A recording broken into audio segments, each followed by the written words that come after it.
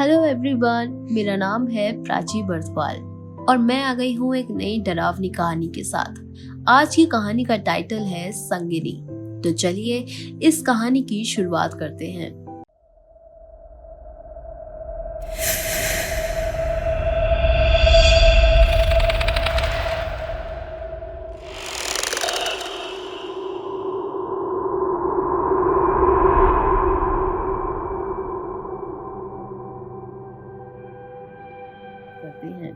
प्रशांत अपने अपार्टमेंट से भागकर बिल्डिंग की छत पर पहुंच जाता है।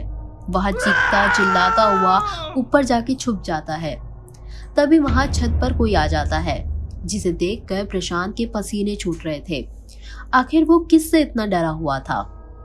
तो हम आपको बताते हैं कि वह अपने छोटे भाई लक्ष्य से बच के भाग रहा था। आखिर लक्ष्य को प्रशांत दिख ही गया।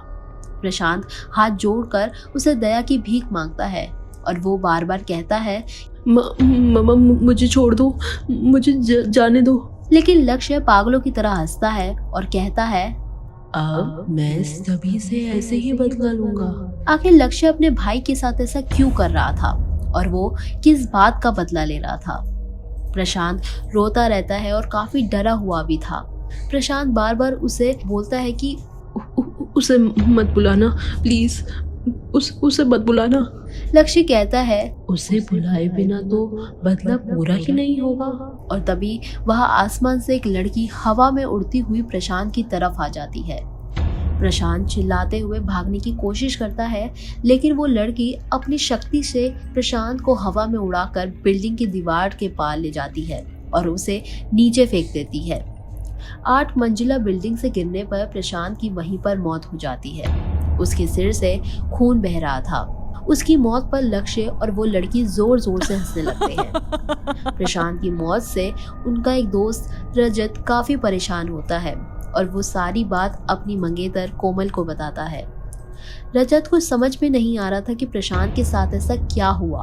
तभी रजत बोलता है, प्रशांत के साथ आखिर ये सब किसने किया होगा? उसकी तो किसी के साथ दुश्मनी भी नहीं थी। तभी दरवाजे की घंटी बजती है। रजत दरवाजा खोलता है। दरवाजे पर लक्ष्य ही था। वो काफी दुखी दिखाई दे रहा था। रजत लक्ष्य को गले से लगाकर दिलासा देता है और कहता है, लक्ष्य तुम चिंता मत करो, हम प्रशांत की कातिल को पकड़ ही लेंगे। लेकिन रजत को इस बात का अंदाजा ही नहीं था कि प्रशांत को मारने वाला उसका छोटा भाई लक्ष्य ही था। लक्ष्य भी रोने का नाटक करते हुए कहता है, मेरे भैया की इतनी खौफनाक तरीके से हत्या हुई है, मुझे तो बहुत बड़ा शौक लगा है। थोड़ी देर में लक्ष्य जब वहां से जाने लगता है तो रजत उसे घर के बाहर तक छोड़ने आता है। रजत देखता है कि लक्ष्य बहुत महंगी गाड़ी में आया था। रजत हैरान होकर उससे पूछता है कि तुमने ये कार कब ली? बताया भी नहीं। ये बात सुनकर लक्ष्य गुस्सा हो जाता है और बोलता है, क्यों रजत, मैं ये कार ले नहीं सकता क्या? भैया भी ऐसे ही बोल रहे थे और अब तुम भी मुझे लेक्चर दे रहे हो। तो रजत उसका ये रवैया देखकर हैरान हो जाता है कि इतनी साधारण सी बात पर लक्ष्य इतना गुस्सा क्यों हो रहा है। खैर, कुछ दिन बाद एक रात अचानक से रजत के पास कोमल की कॉल आती है। कॉल पर साफ पता चल रहा था कि कोमल काफी बुरी हालत में थी और उसकी जान खतरे में है। कोमल हाफते हुए दर्द में कराहते हुए कहती है, रजत बचाओ, वो ला। तभी कोमल की जोर से चीखने की आवाज आती है। इससे पहले कि कोमल कुछ बोल पाती, वो मर चुकी थी। इसके तुरंत बाद रजत अपनी गाड़ी लेकर कोमल को देखने के लिए उसके घर में जाता है। जब वह उसके घर के पास पहुंचता है तो देखता है कि वहां पर पुलिस आई हुई थी और कोमल की लाश को वहां से लेके जा रहे थे। कोमल की लाश के 3 टुकड़े हुए थे। ऊपर का हिस्सा दरवाजे के बाहर था और नीचे का हिस्सा दरवाजे के अंदर था और बीच का हिस्सा दरवाजे की चौखट पर पड़ा हुआ था। ये सब देखकर रजत पागलों की तरह जोर जोर से रोने लगता है। इंस्पेक्टर उसे संभालते हैं और उसे थोड़ी बहुत पूछताछ करते हैं कि क्या उसे किसी पर शक है।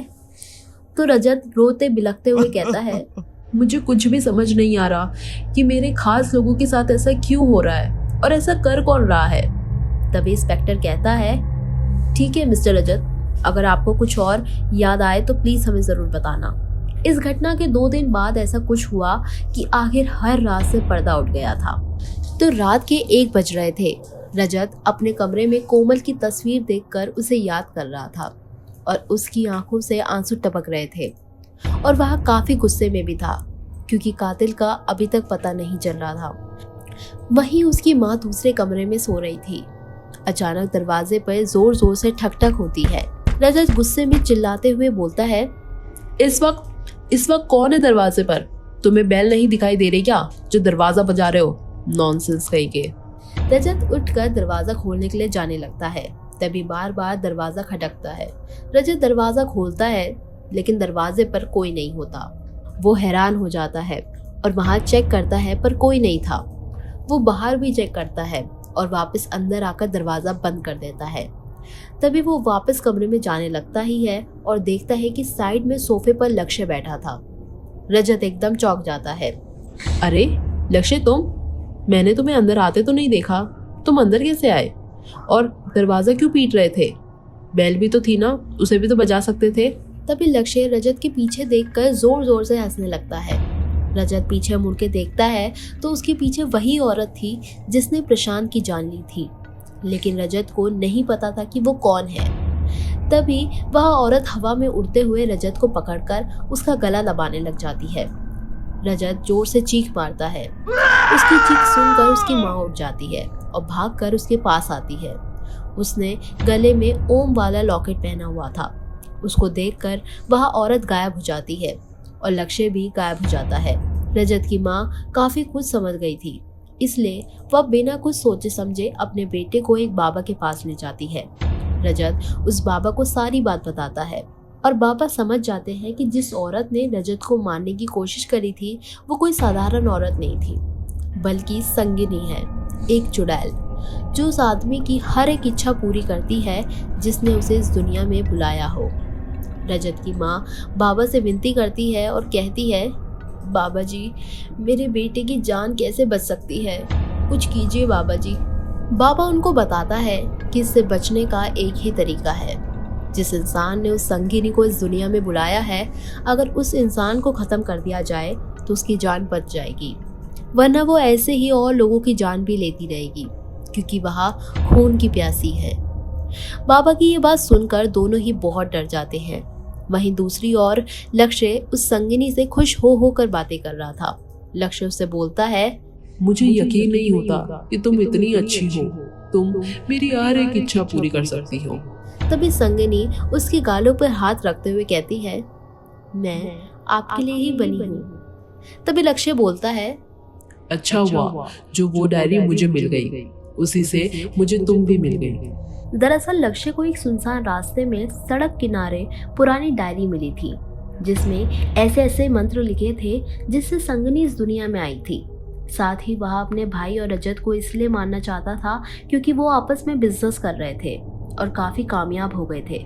लक्ष्य उनकी कामयाबी से नफरत करता था। तभी उसी रात वह लक्ष्य के घर पर रजत की माँ और रजत उस बाबा के साथ आते हैं। उन दोनों ने सोच लिया था कि वह लक्ष्य को मार कर ही रहेंगे ताकि जान बच सके। दोनों लोग चुपके से लक्ष्य के घर की खिड़की से घुस जाते हैं और अपने साथ कैरोसिन लाते हैं। वो वहाँ हर जगह कैरोसिन छिड़कने लगते हैं। तभी वहाँ पर संगिनी आ जाती है और जोर जोर से चीखें मारती है। वह रजत को यहाँ वहाँ उठाकर फेंकने लगती है कि तभी रजत की माँ जल्दी से लक्ष्य को यहाँ वहाँ ढूंढने लगती है और वह उसे एक कमरे में मिल जाता है। रजत की माँ उस पर भी कैरोसिन लगा देती है जिससे लक्ष्य जाग गया था और वो रजत की माँ उसे चाकू से मारने वाली ही थी कि तभी रजत की माँ को वो जोर से दीवार में धक्का दे देता है। वो वहीं बेहोश हो जाती है। लेकिन तभी थोड़ी देर में पापा उस घर में आग लगा देते हैं। लक्ष्य जोर जोर से चिल्लाने लगता है और बाबा बाहर भागता है। उस पर कैरोसिन गिरा होने के कारण आग की लपटें उसे पकड़ लेती हैं। वह जोर जोर से चिल्लाता है। बाबा रजत को बाहर निकलने का कहते हैं, लेकिन रजत अपनी माँ को लिए बगैर वहाँ से नहीं जाने वाला था।